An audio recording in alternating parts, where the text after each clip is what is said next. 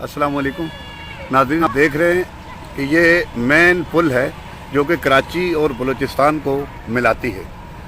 और मैं तो एक आम शहरी हूँ, मेरा यहाँ से गुज़र हुआ तो मेरी नज़र पड़ी कि ये देखें कि पुल के नीचे जो इसके पुश्ते लगे हुए हैं, पिलर जो हैं, ये बिल्कुल टूटने के करीब हैं। अगर इस पुल पे 40-50 गाड़ियाँ इकट्ठी जमा हो जाएंगी तो मुझे 100% चांस है कि ये पुल गिर जाएगी। और जब पुल गिर जाती है तो फिर हम देखते हैं कि जी सब इदारे पहुंच जाते हैं, एडी साहब भी आ जाते हैं, तो हुकूमती इदारे भी आ जाते हैं।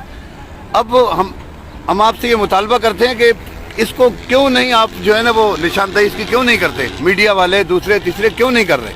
क्या हमें किसी साने का इंतज़ार है? उसके बाद ही जो है ना ये काम करना होता है।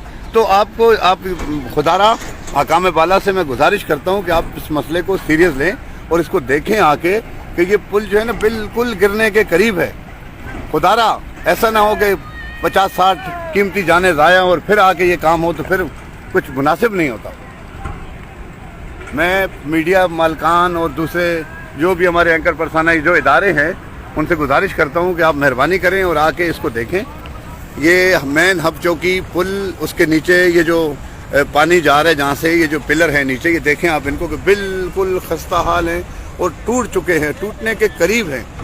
मेरी तमाम हकाम से गुजारिश है कि बराए मेहरबानी इसको फौरन इस पे काम किया जाए।